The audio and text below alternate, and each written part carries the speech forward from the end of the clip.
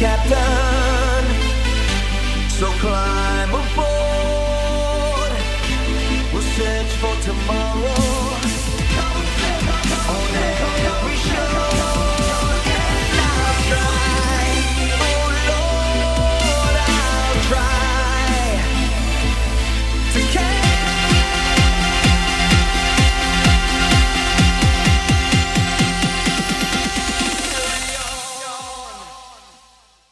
Hey, and welcome to episode 7 of the Set Sail podcast.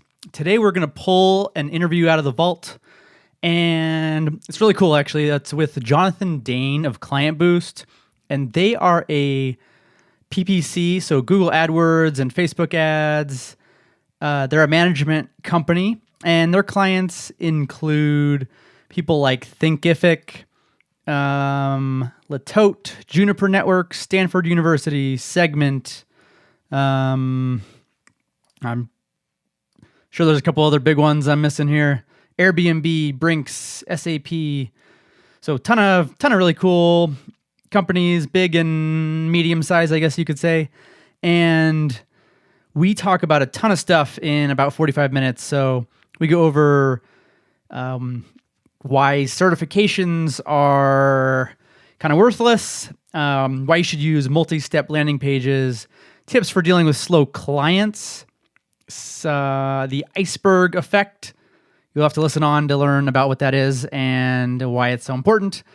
And then landing page and AdWords tips and tricks and all kinds of other cool stuff. So I hope you sit back and relax and enjoy. I hope you learn a ton. And without further ado, let's get right into the interview with Johnathan Dane of KlientBoost.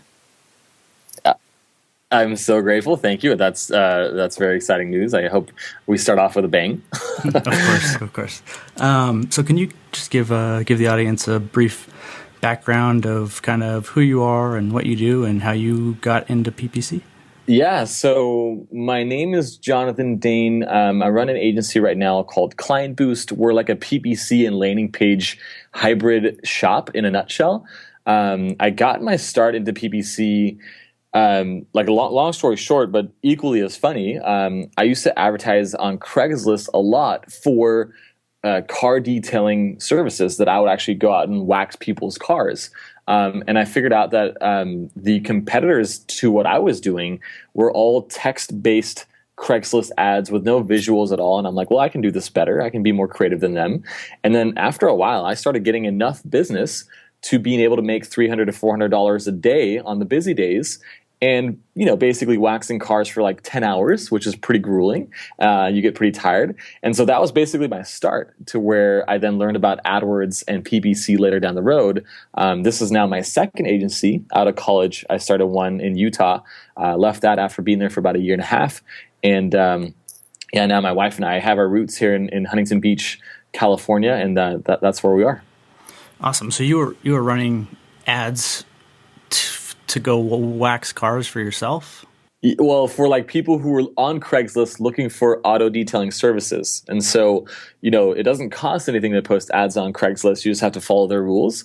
And so the only thing that I would do is just refresh my own ads using my own time, and then going out in like a RAV4 Toyota with no hookup to anything. It was like I had to use people's hoses. It was very, very, very poorly done by me, and maybe that's the reason why nobody ever called me back to come and detail their car again. So yeah. There's no lifetime value. Just no, not many repeat customers in that field. For myself, at least, I'm sure if you do it right, there will be. Yeah, it's funny because I just had someone reach out to me, potential client, and they're like a mobile auto detailing, so kind of similar. You like go to them and hey. Talk to me about it. I'll help put together the game plan. Yeah, definitely. No, that kind of leads into the next question here is for a lot of people just getting started with AdWords. I'm sure you audit a lot of accounts with your agencies. Yeah. What are some common mistakes you see people make? I think most of the time people get obsessed with all the things that you can track when it comes to digital marketing, and not just PPC, right? And so there's a lot of metrics that can be kind of misleading. I think one of the funniest things is when you actually take it back to basics. Before you even knew about AdWords or any other type of marketing, you only looked at it because it was a channel to make money, right? And so in the meantime, as people have gotten along and they have their AdWords account running and data's coming in, they now see like CTRs and quality scores and all these fancy acronyms, impression shares and what have you. And they get obsessed with those and they want to try to improve those before they try to improve their closing rate or like their sales rate and then their conversion rate and their cost per conversion and then coming back to the metrics. So one of the things that we always ask is, because usually the audits that we do and when we look at accounts and give them an evaluation, they already have data. They're usually working with another agency that they're not happy with. And so I basically ask them, well, what's your goal? Let me make sure that everything that I tell you is in relation to that goal that you're trying to accomplish. And so I then ask them, well, what has the current agency done to match that or like at least make progress towards it? And they usually don't have an answer, right? And so that makes it very easy for me to say like, well, anything that I tell you now is we're talking about, you making more money. That is at the end of the day, nothing else matters. And so some of the biggest things that are preventing people from doing that is literally having, if it's in the lead gen or SaaS space, they don't have sales tracking set up, meaning they're not tracking through from their leads to their CRM, which keywords are responsible for the sales. They only can track the ones that are responsible for the leads. And that's a big no-no in my book, because otherwise you don't know really what's making you money. The other thing is what we call the iceberg effect. And I'm just going to give you two for the sake of time too. You wrote a post, I believe, about this too. So yeah. So not too long ago, I was like, "Ooh, let me coin this something very fancy, and let me just call it the iceberg effect." But if you think about the visual of an iceberg, you basically have what you see above the surface of the water, right? And then you usually have an iceberg that's a lot bigger below the surface. If you think about this in relation to what most people use AdWords for, which is a search network, the keywords that you're bidding on are what are above the surface, and the search terms that you aren't really controlling are what's beneath the surface. So if you have like a search term to keyword ratio of 50-1, meaning for every keyword that you're bidding on, there's 50 different search terms beneath the surface, all of those search terms have different conversion intents, they have different average cost per clicks, and ultimately they also have just different sales rates, right? So if you're actually doing the good job of tracking sales, you're really screwed on the search term side because the data doesn't give that. It only gives it to you at the keyword level. And so once I tell people that, well, hey, if you actually extract your search terms from what's beneath the surface and like hack away at this iceberg and make a lot of smaller icebergs, you will win because you can expose those search terms. You can now control them with keyword level bids, and now you can also track them. And what happens is, if you create what we use over here at KlientBoost as single keyword ad groups, you basically stand a chance to have a lot higher CTR, click-through rate, because your keyword is now specific to your ad. And even so, before that, your search term is relevant to your keyword as well. And so when your CTR improves, your quality scores go up, your average cost per click goes down, and when your average cost per click goes down, your average cost per conversion goes down as well. And this is just AdWords stuff only, right? We're not even talking about the landing page yet. So we have the luxury of being able to operate on both sides of the fence and being able to pull those levers at the same time. So those are the two biggest things that I'm like, most people get wrong. And it's just me coming in there just like a hungry wolf and just like blowing at their AdWords account as if it's like made out of sticks and straw. And it usually always works. That's a good analogy. It's funny because I see the same thing. People may or may not be tracking leads, but so many times they're really not tracking things all the way back to the sale, through their CRM. And I know that AdWords recently announced an upgraded integration with Salesforce, so it's always good to see those things kind of moving forward. I didn't even know that. And it's like it's not that they don't. A lot of people that are the naysayers of this is like, well, you don't have enough data. I'm like, that's true. But if you have two keywords that are performing exactly the same inside of AdWords at the cost per conversion rate level, or the cost per conversion and the conversion rate level, then if you just have a month's worth of sales data or 2 months, you get a pretty clear picture whether the closing rate of keyword 1 is 50% and the closing rate of keyword 2 is 10%, right? And so now the goals that you might have set up, and this is great too, because a lot of people are like, well, I don't know what my cost per acquisition goal should be, cost per conversion as low as possible. I'm like, well, that's a stupid answer, because you're going to eventually just sabotage your volume, because you keep going as low as you want, but you're not going to be able to like balance the profit you're making. So anyway, I got to like explain that math to them. Yeah, lead quality, makes a huge difference. So. That too. And so it really is a way to track lead quality. And then when you have that data, you just go back into AdWords and say, oh, like for keyword number 1, I can afford to pay much more in a cost per acquisition level. And this is also usually what happens when competitors are a little bit more advanced than they are, because they then know that, oh, that's maybe the reason why that keyword is so much more expensive, because it has the intent not only to convert as a lead, but also close as a sale. And so that integration with Salesforce sounds like it's a step in the right direction. Yeah, no, it's good to see there. AdWords doesn't always make it clear that you should be adding conversions unless you really know what you're doing. So it's kind of good to see them going in that direction a little bit.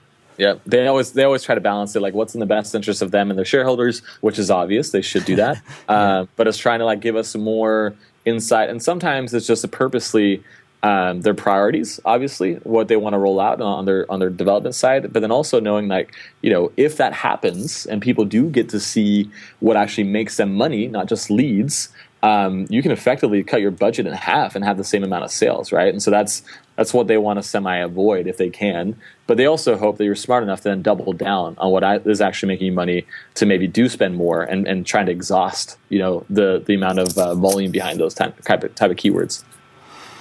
Yeah. A lot of clients will always say that they'll increase their budget too, right? If they're doing well, but it's that doesn't always.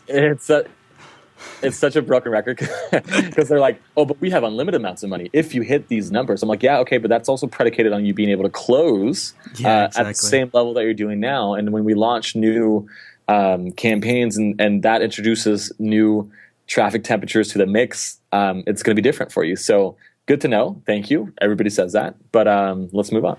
Right. Glad that we're not alone. Yep. Keep hearing the same things. So you mentioned single keyword ad groups. Would you even recommend people do that if they're just getting started for the first time and maybe managing an account on their own? I mean, so yes and no, because single keyword ad groups take time. But if you're brand new to the game and you want to just launch 5 keywords, most of the things that's preventing people from actually using single keyword ad groups is because they're not familiar with AdWords Editor, right? So it takes them like forever to do it within the regular interface. And so brand new advertisers, they'll be like, oh, I don't even know how to execute on that, because it's just too cumbersome to actually go through. But if you do it, the answer is like, it will absolutely have a more positive effect than any other way that you want to do it. Because if you think about it, you have like a spectrum, and on both ends of that spectrum are the extremes. Meaning, on one end you have complete crap and chaos, meaning there's no structure to anything that you're doing. You're just trying to get traffic, and on the other side, you're trying to get as granular as completely possible, right? And so in between those two extremes are what Google currently recommends as themed ad groups. So it's a step on being from complete chaos and randomness to some kind of structure. But then if you want to take it further, why wouldn't you go single keyword ad groups? The only downside is it takes more time, right? Or in fact that it does dilute your data, so you're not able to test ads that fast. But let's be honest, like nobody's going to keep testing 10 different ad copies and keep getting wins all the time. So that's kind of like a mute point at the same time. Yeah, right. There's always a trade-off between kind of how targeted you want to be and how much time you have, and yeah. But if you want to get like the best, you have, yeah, true. And if you want to get the best possible experience, that's just taking part of one part of the equation, which is just the traffic, and you're not even talking about your landing page and how that could do. So if you want to set yourself up for success and have good CTRs and decent quality scores to start off, that's great. But I also know that brand new advertisers that get into the game, they're like frightened for life because they don't understand all these acronyms that are in there, which makes sense, right? They're like, oh, what are all these columns? I don't understand it. So, but my answer would be yes, I'm biased on that end. It also just gives a very, very, very, very clear-cut, easy to follow blueprint for everything that you're doing on the search network. If you follow that, there's not much, second guessing you can do, unless of course it just completely bombs. And having less structure actually makes sense for you, but it's extremely rare that we've seen that happen. Yeah, that makes sense. And We can talk about a little bit about the landing page thing. I know just when I look at kind of new accounts or people working on them themselves, more times than not, they'll be sending most of their traffic to the homepage. And we know, and so everyone knows, that's usually not a good strategy. Sure. Even for your own branded campaigns, I mean, you can target a specific page and drive to a certain promotion or offer. So, is there any other kind of tips around landing page? So it's what you're saying is true, right? It's best practices, and there's a difference between what we found is there's a difference between the type of offer that you're trying to do. Like if we were doing paid search for ourselves and bidding on a non-branded keyword like PPC management company, for example, it will actually perform better for us to send traffic to our homepage than it will for our landing page. And the only reason why I know that is because the average session duration and average pages per visit from that keyword, because we have Google Analytics tracking on an unbalanced landing page, for example, and then also on our website. If we isolate a person and go directly to the landing page, but we allow our logo to be a click back to our homepage, most people do that. And the reason why, and I'm not entirely scientific about it, but I would imagine is working with somebody like us is a big decision. And so a landing page isn't just going to give them all the information that they need to make that decision. And again, keep in mind that is a keyword that is more lower on the funnel. If somebody were looking for ideas on how to improve their click-through rate on the ads, maybe a landing page with a guide makes a ton of sense. But the time that they want to actually make a decision to work with us, we have to basically utilize the offer that we have to match the temperature of that traffic. Meaning now they're ready to make a decision. They're going to consider us plus our competitors. So let's give them everything that they need to do to make that decision. Meaning let's show them who we are visually, like have a good presence on our About Us page. Let's have our blog be awesome. Let's have what we call social proof in the form of blog comments and social shares, and let's make sure that things are just tidied up, right? And so you're absolutely right. It's always great to start and know that landing pages are going to be potentially performing better, but be careful blindly assuming that at the same time. Yeah, like everyone says in online marketing, you always have to test things. So yeah, that's a good point. Yeah, I mean, I kind of like throw up in my mouth a little bit every time somebody says that, because it makes everybody sound like they're just a genius. And not that I'm somebody who wants to be on a high pedestal. They're absolutely accurate, but it's like, sure, but do you know what to test? And do you know how? And do you know how to tie that back into the money? Because a lot of people say, oh, we're going to keep testing and optimizing. And that's another keyword that I'm not optimizing. I'm not too happy with. But I'm like, okay, cool. What are you optimizing? Are you adding negative keywords, changing bids for the sake of changing bids? And most of the time, people are just going through the motions.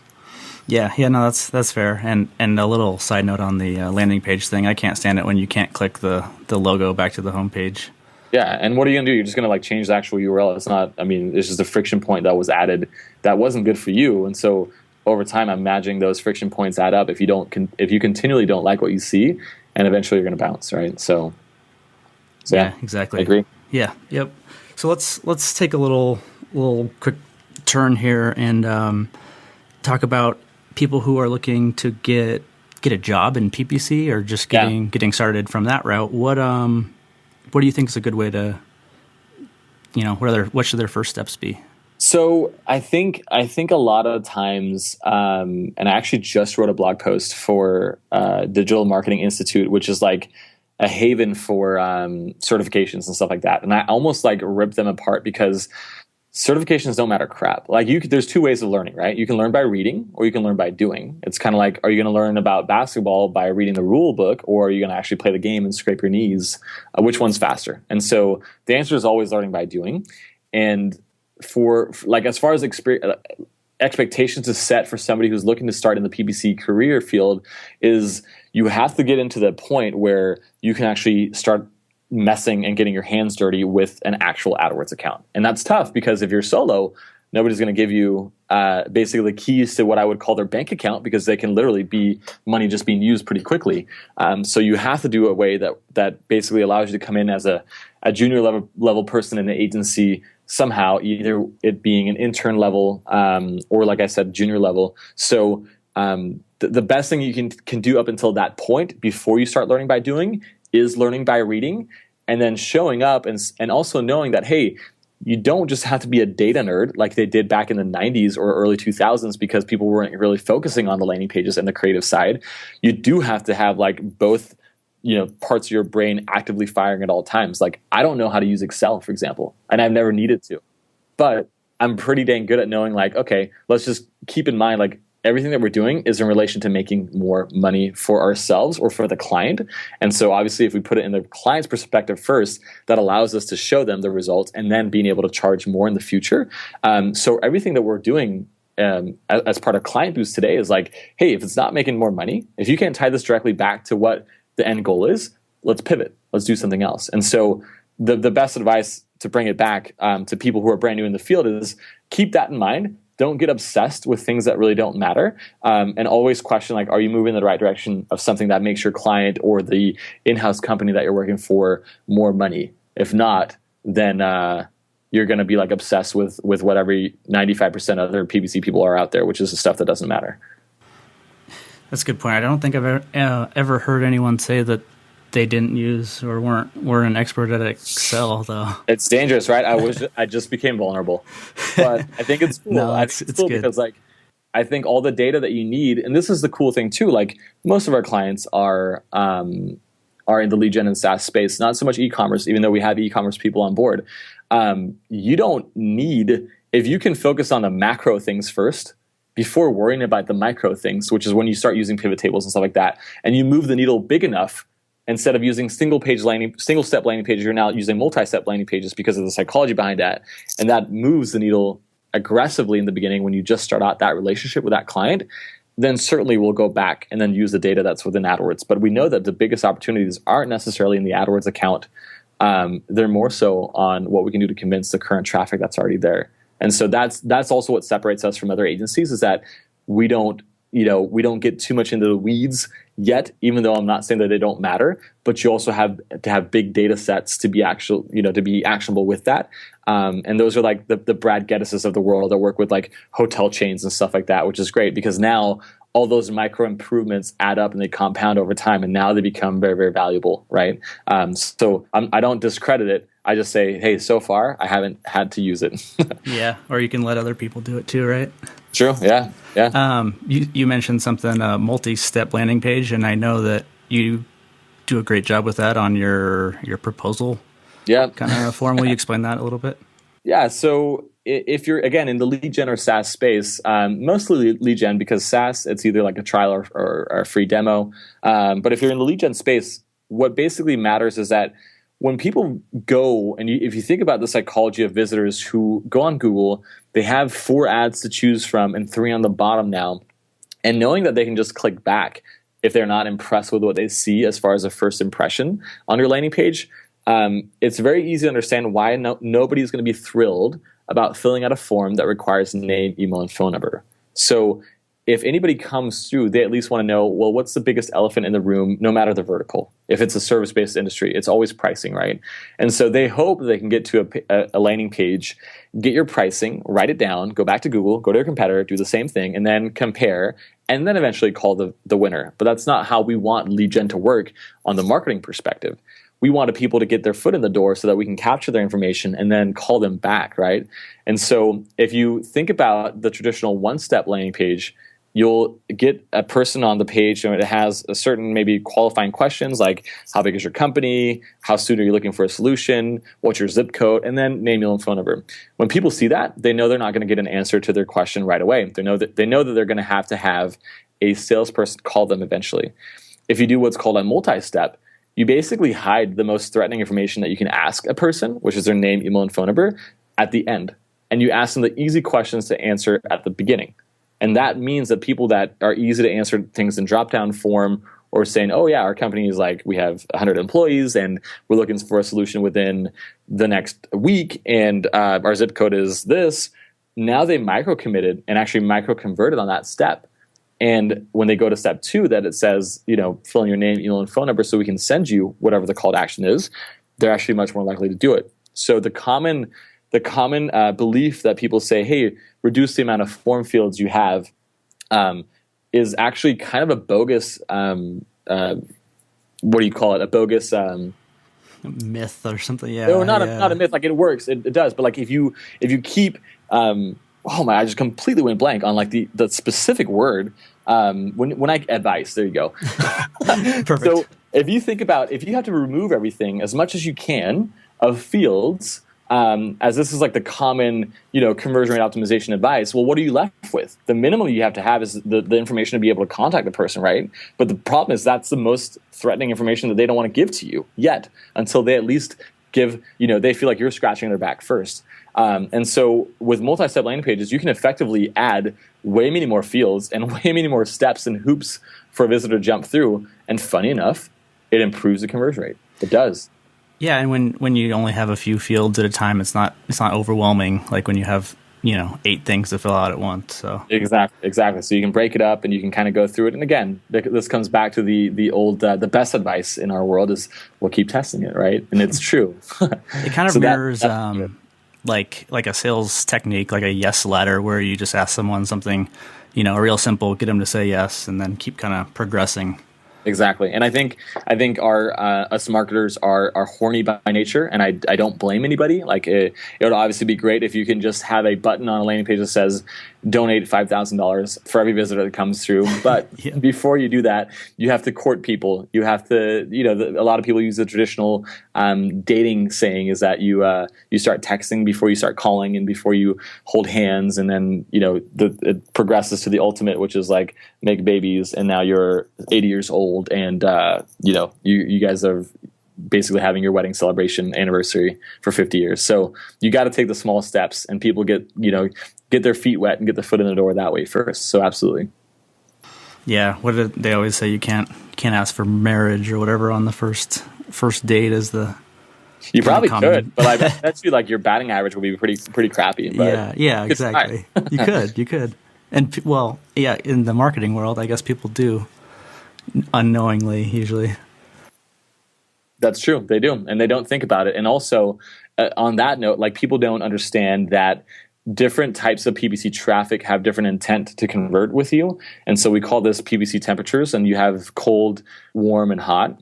And people don't change up their call to actions and offers to match, and they don't lower the threat of what they're asking the visitor to do to match the intent of that traffic. So they think that they can use the same, get your free consultation for every single, display or social or search that they're using. And it's just bullshit, because first off, nobody cares. Like, there's not much value that gets given in a consultation. There's a lot of answers that you can give a visitor in their mind before a consultation is needed to then have them decide whether they want the consultation or not. And so many people get that wrong. And so they just try to get aggressive with, using the same call to action for everything that they're doing. Yeah, I know there's a big difference between, someone typing in the word buy and someone just looking for ideas or something. So that's sure. The other thing too is, like, actually, and this is something that I disagree with a lot. I remember, I forgot what the blog was, but it was like, yeah, you should be, if you want to like get people who are ready to buy, you should bid on the buy type of keywords. And I'm like, that's bullshit, because they still don't know if they want to buy it from you, right? And again, don't get too romantic about yourself, because they can just go back to Google and click on a competitor and then fill out their form too. So you can get a lot of people who are in the early stages of searching, like. Here's an example. Let's say that you're a car buyer, right? From the general public. You buy cars, and your bread and butter keyword is sell my car. But you also know that people are typing in what's my car worth? And before that, they might be typing in broken transmission. So in an effect, could you not bid on those keywords and try to sway people to actually fill out a form to get an offer for their car so that you can buy it? Absolutely, right? But those keywords before that didn't have the buy intent. They didn't have, the sell intent, right? The sell my car, but you can still get them to work.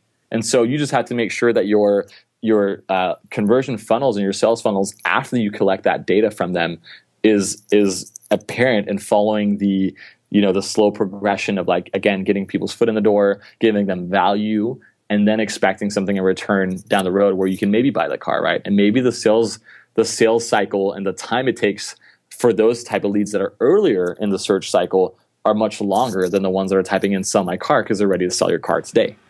If that makes sense. Yeah, no, that's a good point. I actually was just reading an article more around SEO, but it was similar in that, there's a primary intent, like fix my transmission, but there's a secondary intent around it, like you said, selling your car. So Right. If they figure out, oh my gosh, like to fix my transmission, that's super expensive. Like, let me search like what's my car worth, and then okay, cool, these guys look legit. Like let me just see. Let me type in sell my car, and boom, like now you know that like the broken transmission and what's my car worth were assist clicks that led up to the actual conversion off of the sell my car, because we all know most of the time there's that last click attribution where that keyword gets all the credit, even though the other ones happened before that. Yeah, that's a good point. For everyone listening, make sure you don't remove keywords if they don't have conversions before you look into how they may assist in the conversion, because Exactly. you might lose a lot of your conversions by removing some of those. Exactly. Couldn't agree more. So yeah, let's keep moving. What do you have any kind of difficult industry that you've seen around? I guess you focus on AdWords. Yeah, I mean, we do a lot of Facebook too. A lot of display on the AdWords side, and obviously being ads as well. And then for the ones that make sense, the Twitter and the LinkedIn's as well. As far as challenges, it's more of a challenge when we have bigger companies that have branding guidelines where it almost feels like the person on the client side their only job is to just ask for revisions. And so this is more on the landing page side, but everything has to go through their formal process. And I get it, but it's also at the same time like, you know, let's minimize the amount of cooks that are in the kitchen, and let's actually move forward. You're still paying us, and we're being honest with you and telling you, hey, this is only delaying us, and we haven't really made you any money yet. Those are the biggest headaches, because we usually set goals with clients where it enables us to make more money down the road. And so any delay in that, you know, performance execution on our end just kind of pisses me off.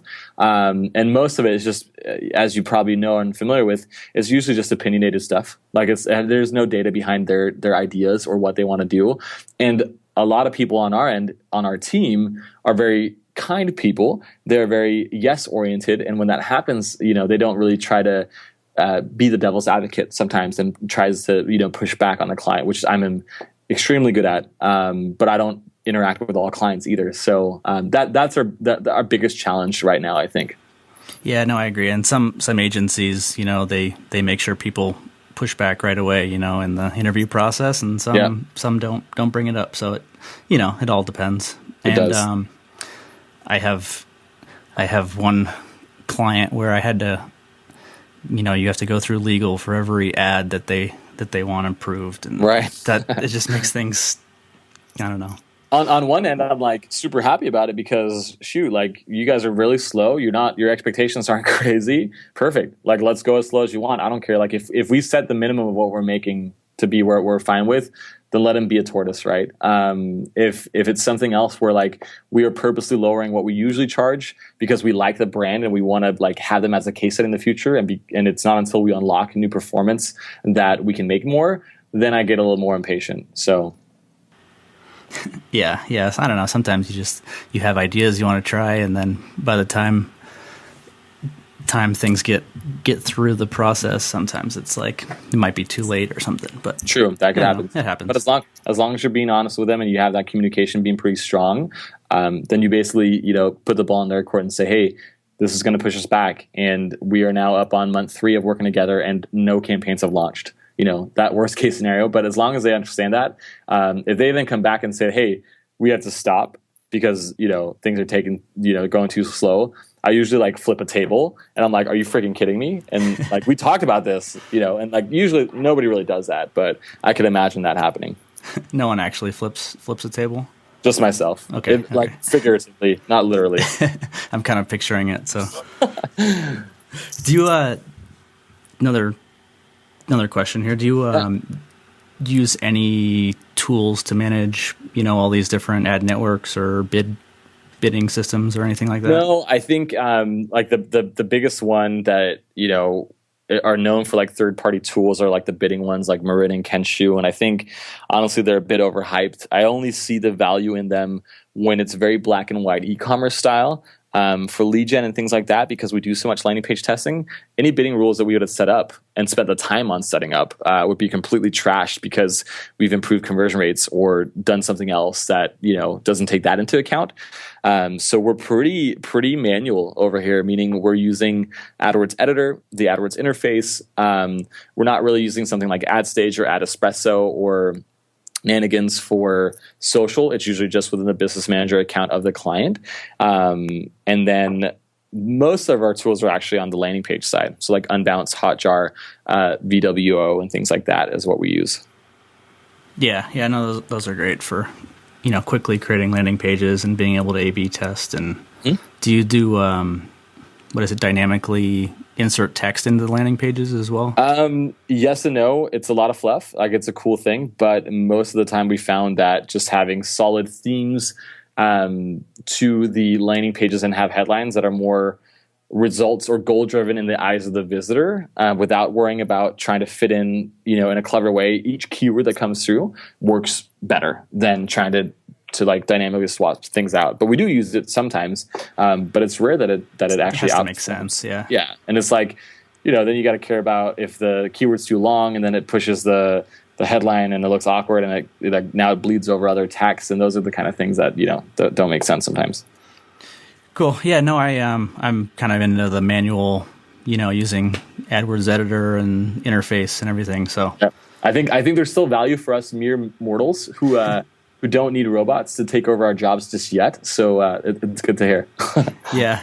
I mean, I know there's a debate, and I guess it depends what your experience is too. So yeah, and a lot of people are obsessed with the programmatic side. And again, like I think and not to go off completely off track, but like in Switzerland, they are talking about having like a minimum income for all humans that live there because of the fear, or I guess this regular all humans, progress. Right? Yeah, humans. Like we're automation just takes over, and like people aren't going to have jobs anymore. So I think because we are marketers, and like you had the creative side now, and it's not just numbers driven and data driven, like most people will have you believe.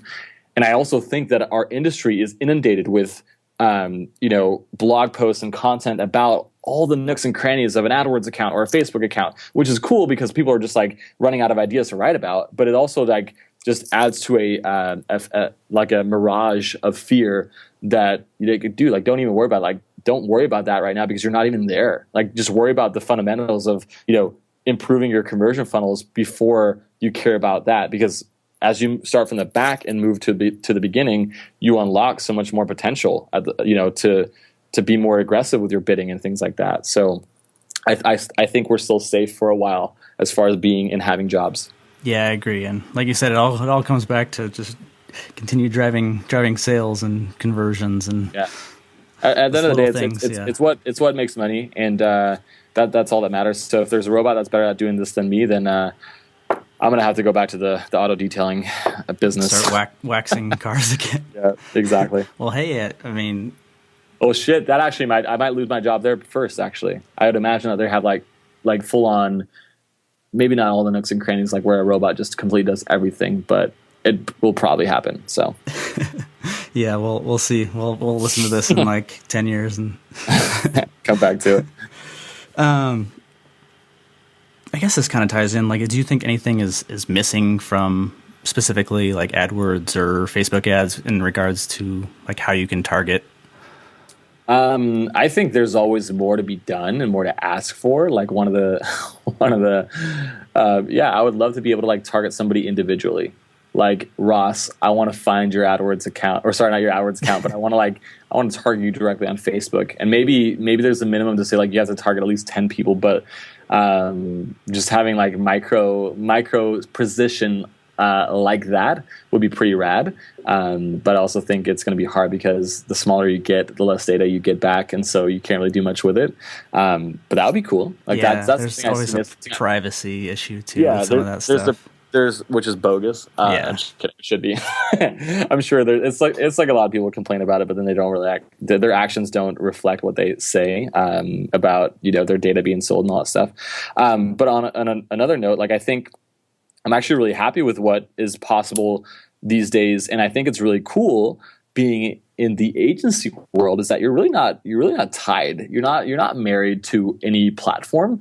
You really just go where the attention goes and where the people are going. And so if that means that Snapchat, which they recently just opened up more ad capability, is where that target audience is for that client, well, screw you AdWords and screw you Facebook, we're going to Snapchat. You know what I mean? So that's a cool thing. And I think a lot of the free tools that people, they're on Twitter and they're bitching about Twitter ads. I'm like, well, F you, like get off the platform. Like anything that's free, all the content that you're reading, like start paying for it and let's see who's going to actually pay for it, right? And so I think just being able to not, again, be romantic about what you're doing and how you're making your money as an agency really helps you be able to pivot quickly if you need to. Because I still think like the AdWords is like the 1.0 internet, where like Facebook and social and like demographics and interests and audience targeting is more Web 2.0, where like much more plumbing on the back end is needed to be successful than, straight, let's just harvest the demand that AdWords search is giving us.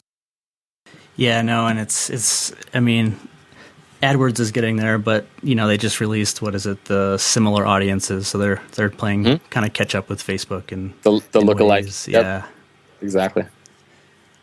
Cool. I think that about covers it for today. Is there anything else that you'd like to add in there? No, yeah.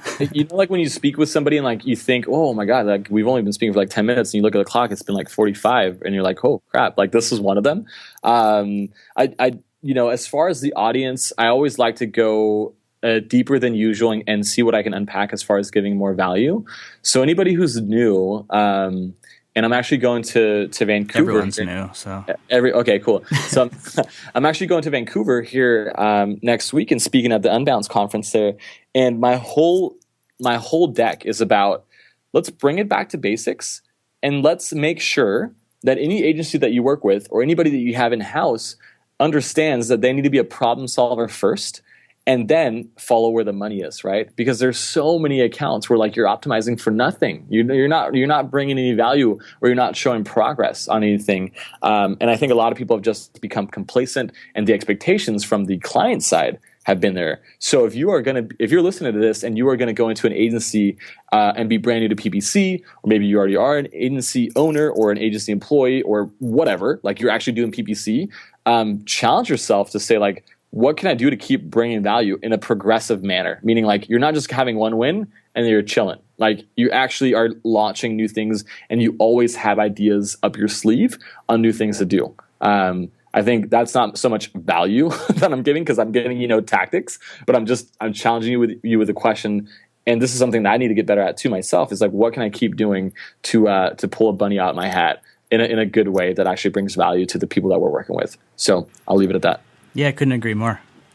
So where can people, besides the Unbounce conference, which probably will be past by the time that people listen to this, where you can then catch me in Estonia if you're just randomly. No, just kidding. I will actually be in Estonia in July, but we are physically in Costa Mesa, California, in Orange County. Beyond that, you can go to KlientBoost.com. We decided to be very fancy and not spell our name with a C, but with a K instead. And Twitter is always a good option as well. So find me there. Perfect. Well, thanks for coming on, and good luck with everything at KlientBoost. Thank you so much, and thanks so much for the opportunity and all the listening ears. Thank you for your attention. It's been awesome.